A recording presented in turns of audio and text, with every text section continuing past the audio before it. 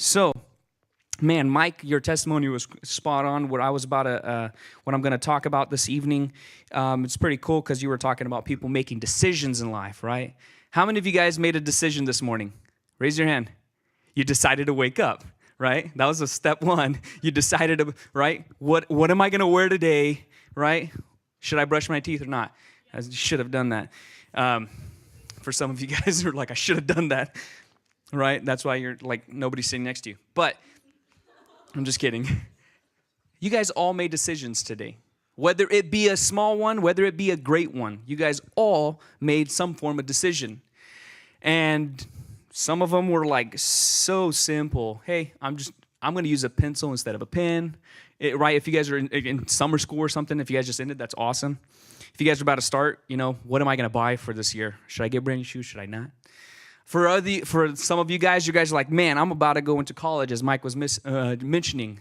Who am I going to start dating? Who should I start thinking about? Right? You guys have all these crazy ideas, and you guys are like, whoa, life's happening. Things are moving, right? I'm going to the next level in my walk with Christ or something like that. So tonight, I did some research, and I wanted to cover 10 biblical principles that we could all follow. Now, you guys can take this how you guys, whatever decision you guys are making right now, and you guys could apply that to these 10 principles to what you guys are doing right now. For some of you guys, it might be something crazy, like, hey, man, I'm about to go to college. I'm about to leave mom and dad. This is something crazy. For some of you guys are like, hey, I'm having beef with my neighbor or something like that, And I'll tell you guys some stories very soon. But I'm going to give you guys 10 bullet points, some verses. As Andy Kutta said, I'm going to hit you hard with the Bible, right? I'm going to hit you guys hard with some verses. And then hopefully you guys can take something from this. And then you guys go home and be like, hey, I actually learned something. All right? So the first one, the first principle I want us to look over is, what biblical principle should inform my decision? So what should I do? What principle out there should I look to as a guidance? And one, we could all think, hey, man, I'm a Christian. The Bible, right?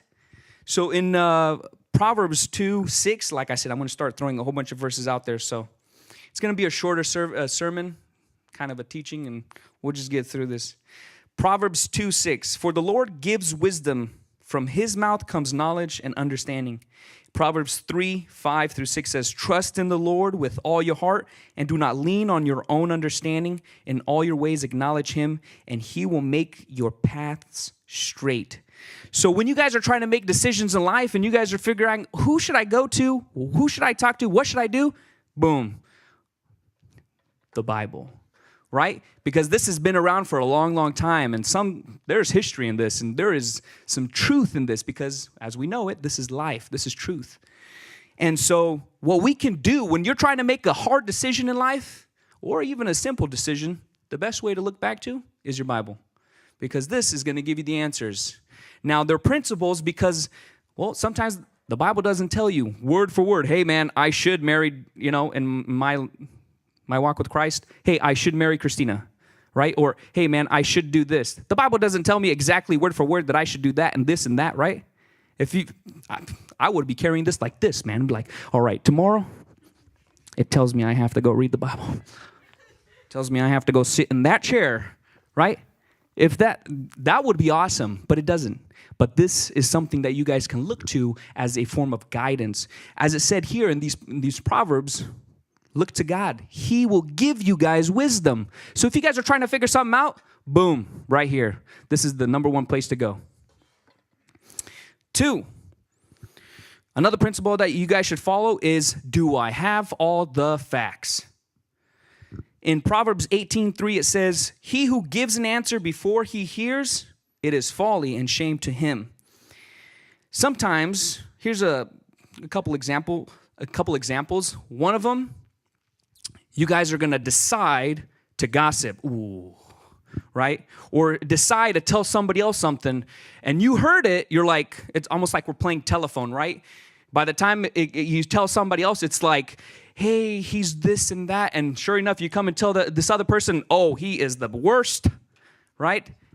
Gossip. Mike mentioned it last week. That's the worst, right? You don't have all the facts. Let's say you're trying to share something to someone and you don't have all the facts. You kind of look dumbfounded and the guy's like, what are you talking about, dude? A and B does not equal F.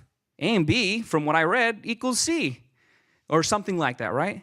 So have all the facts before you start to do something or make a life decision. Going to school is one of them. For some of you guys who are about to approach college, or some of you guys who are about to approach high school, right? Which classes should I take? Because that's going to take me to the next level. That's going to take me to the courses. The courses that I need to take will take me to my career, will take me to my major, right? So we should have all the facts. We should do our research so that we know exactly what we're getting ourselves into when we're making simple or hard decisions in life. And then every decision that you make has a pro and a con. So whatever decision you're going to make sure you know all the facts. The pros sometimes will outweigh the cons, and sometimes the cons will outweigh the pros in the decisions that you make. So make sure you know all the facts. Number 3, the pressure of timing forces me to make a permanent decision. Ooh, man. Proverbs 19:2 says, also, it is not good for a person to be without knowledge, and he who makes haste with his feet errs. In Proverbs 21:5, it says, the plans of the diligent lead surely to advantage, but everyone who is hasty comes surely to poverty. How many of you guys made a split decision and you're like, whoa, you guys like 20 minutes later, like, I regret that, right? We've done that all the time. You're like, how about this? A car salesman, dude. You get on the dealer and he's gonna start selling. How are you doing, good sir? What is your line of work? What do you do for your living? Oh, we have the best deal, and the deal is only today. You cannot get it any other day. It's gonna save you thousands of dollars. Next thing you know, like tomorrow it's the same deal. You're like, wait a minute, I thought you said it was the only day, man. And I bought it yesterday, but today it's cheaper. What is going on, right? That happens all the time. Look at reclame, as people say it, advertisements on TV. Buy one now and you get the second one free, blah, blah, blah, right? You're like, now you have 2 cat wipers, I don't know, dude. And you're just like, I don't even have a cat. How does it, you know what I mean? But you got the second one free, so I did it, right? Timing, they're like, right? The pressure of time forces me to make a decision, and in this case, permanent decision, your wife, right? Your husband, good, thank you. Right? Sometimes like once in a lifetime deals, keep an eye out. Once in a lifetime deal. Watch out for those things, because they'll get you instant gratification, but you're going to suffer in the long run. So watch out for that. And as you guys all heard, when in doubt, leave it out, right? Brilliant. So don't let somebody push you without you knowing the facts, without you knowing your research. But step back, know exactly what you're being offered, know exactly what you're getting yourself into, and that will, as it said, surely will lead you to the advantage and not poverty. So make sure you guys are not being forced into making permanent decisions because, oh my God, I only have 24 hours before I decide where I need to go to college or something like that. Make sure you guys know exactly, for sure, the decision you're going to make right now will not affect you in a horrible way in the long run. Number 4, what possible motives are driving my decisions? In Proverbs 16:2, it says, all the ways of man are clean in his own sight, but the Lord weighs the motives. So many times we have good intentions, but the wrong motives. How many of you guys ever gone to a youth conference and you guys are like, I'm totally there to meet with the Lord, but I'm there to check out the girls or the guys, right? Oh, hey man, that's the best place to meet people that are Christian, so go to those.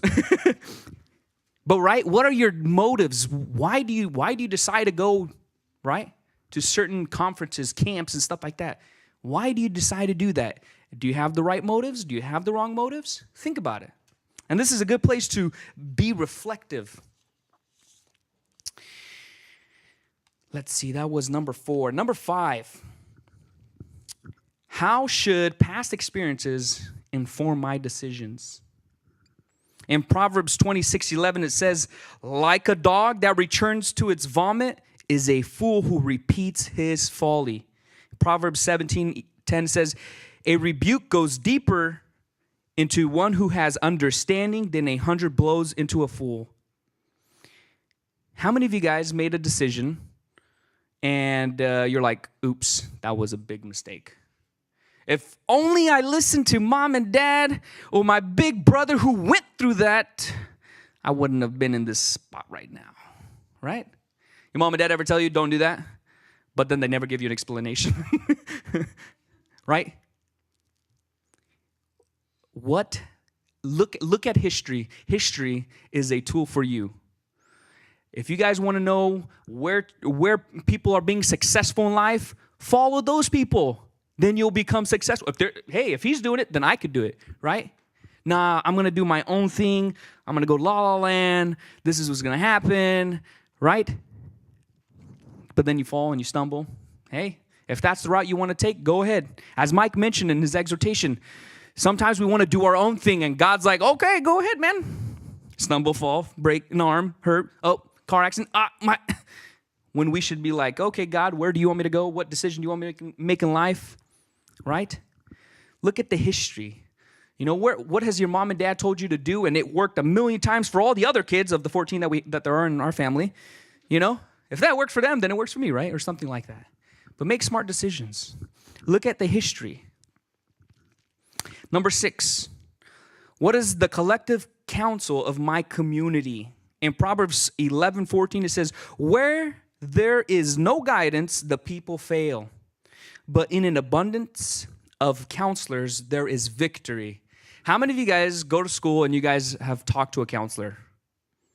I'm hoping you guys do that because you have to do it in high school no matter what. Hey, which classes should we get? Where could I go? Where would this lead me, right? You have to take advice from them because you have no choice. No, I'm just kidding. It's good to take advice from other people.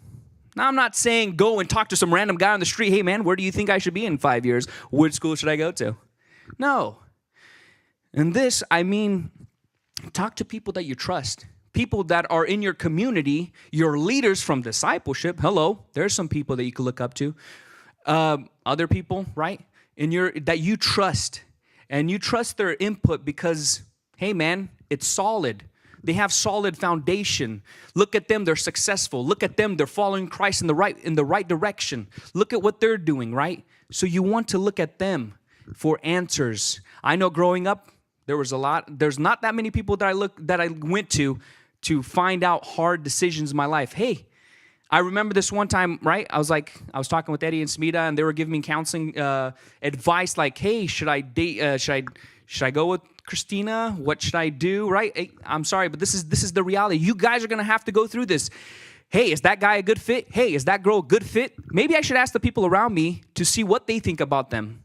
That's a good way to find out what kind of person they are, right? So ask for advice. When you guys are trying to make hard decisions, talk to the people who've gone through life, man, who are 5 years older than you, 10 years older than you, because they have history behind them. And they've been through this, and they've gone through this. So number 7, have I honestly considered the warning signs? Ooh. In Proverbs 10:17, he is on the path of life who heeds instruction, but he who forsakes reproofs goes astray. I was watching this movie scene. If you guys know the movie Bruce Almighty, right? I forgot the actor. Jim Carrey, right? And he's asking God, because God is Morgan Freeman. He's asking God, blah, blah, blah, this and that. God, show me the sign. Show me the sign. And he's driving. God, show me the sign to know what to do next. Sure enough, there's a sign that says yield. He drives, stop, slow down. Like 10 signs, like right in, he's passing all these signs and he's asking God, he's like, help me do what's right, blah, blah, blah. And sure enough, gets in a car accident into a car full of signs that says yield, stop, hold up, right? So it was just like, Don't miss the warning signs. If you guys are planning to get into a relationship, like I said, make sure they're not a crazy, right? A little bit crazy. You don't want to get into that lifestyle, right? Make sure that you follow. You're looking for somebody who's in the church, somebody who's, in discipleship, somebody who goes, do these godly things, right? This is important. And this is a great place to meet people. Anyways, so signs. But don't think that you are the exception to the rule. And what I mean by that is, I'm the only one. It won't happen to me, so I'm going to do it, right? No. We're just human. I'm not the special one shining bright on the right. We're all human. Don't think you're the only person. Everything is going to go great for you, right? No. Still, be cautious. Watch out. Number 8, have I considered the possible outcomes for my course of action? Proverbs 14:1. The wise woman builds her house, but the fool tears it down with her own hands.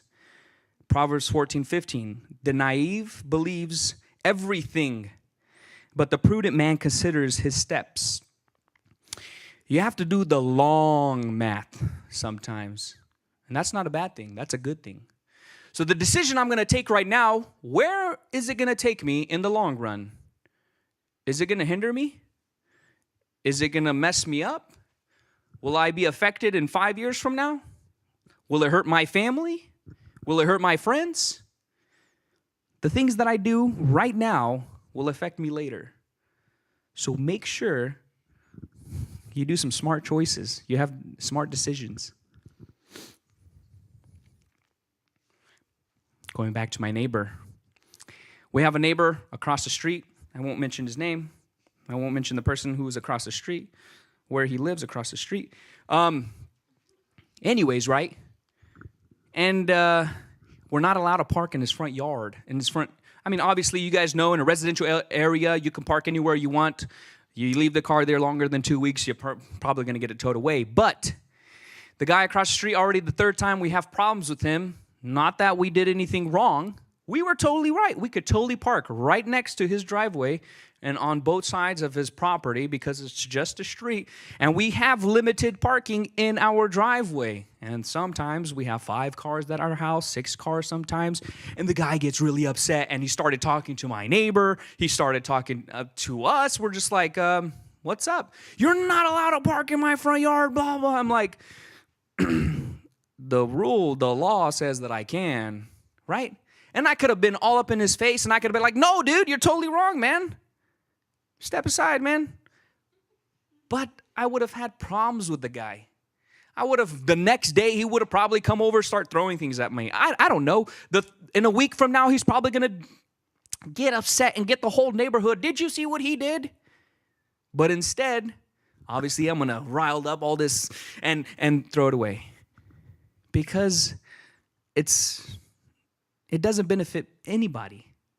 So what I did is I said, sure, no problem, sir. I'll move the car out of your area, even though all the neighbors know that this guy is such a real beep.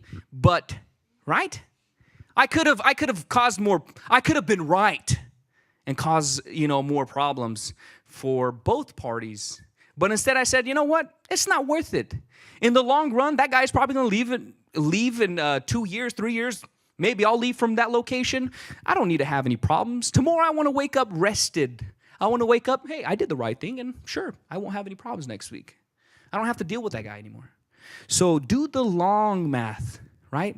I could have been right then, but it wouldn't really have solved anything. The guy would probably still be mad at me. So think about the long run. Number 9. Could this decision jeopardize my integrity or hinder my witness for the Lord?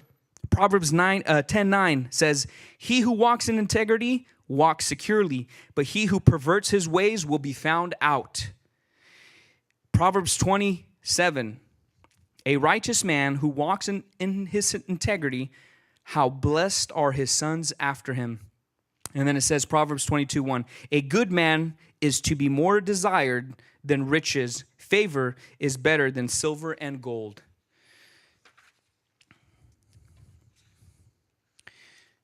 So, as if that's okay, Mike, I'm going to use your testimony. What you do now and how you act, will it hinder me from being a good testimony? Right? Sometimes we try to, as Mike mentioned last week, we'll do somebody's homework, we'll do it for them for $50.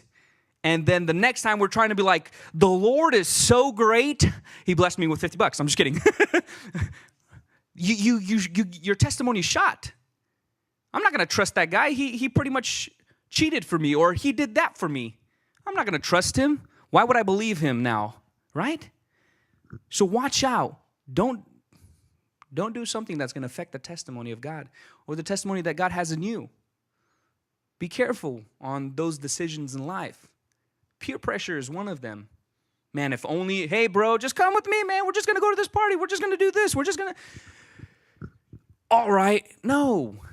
Be careful. So many times in my high school years, so many people were partying. So many people were doing things. Hey, man, that guy did this last week. This girl and that guy had sex last week. Now they're having a kid in a few months. I'm just like, oh, my God. Whoa, you're how old? 15? Peer pressure. Don't let that happen to you. Be smarter than that. And finally, 10. Is there a better option that would allow me to make a greater impact for God's kingdom? Proverbs 11:30. The fruit of the righteous is a tree of life, and he who is wise wins souls. There's always going to be a few decisions. There's going to be a bad decision. There's going to be a good decision. And then there's going to be a great decision. And you guys are going to be faced with those in life. So make sure that you guys pick the better solution and the better decision in life so that you could win souls, right? Hey, I could come up here on stage, for example, a good decision. I could come here on stage and give an exhortation, and sure, I studied a little bit, and I did a lot of other things, but I didn't really focus into giving my exhortation or doing my homework.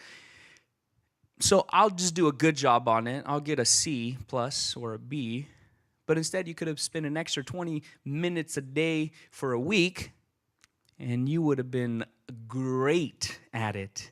You would have been able to come up here on stage and give a great exhortation. You would have been able to do your homework. The teacher would have been like, bam, hey, is it okay if I use your essay for next year's school to show them how great that was?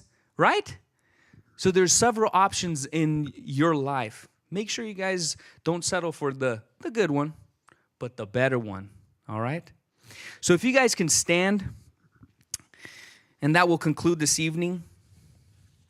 I just wanted to give you guys a little bit of short sermon. Some principles that you guys are going to be facing, some things that you guys are going to be facing in life is a lot of decisions every single day. As Mike mentioned his exhortation, last year's problems were nothing. This year, oh my God, right? Decisions you're going to have to make decisions, crazier ones year after year. And that's not a bad thing. Because what? You guys are going to be making some great decisions, right? So as I mentioned, make sure you guys are wise. Make sure you guys know the facts. Make sure you guys look at this for instruction, right?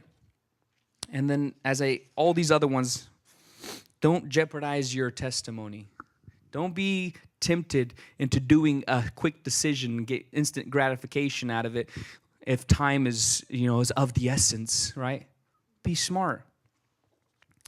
With that, let's go ahead and bow our heads and ask God to just continue to bless us in making life decisions.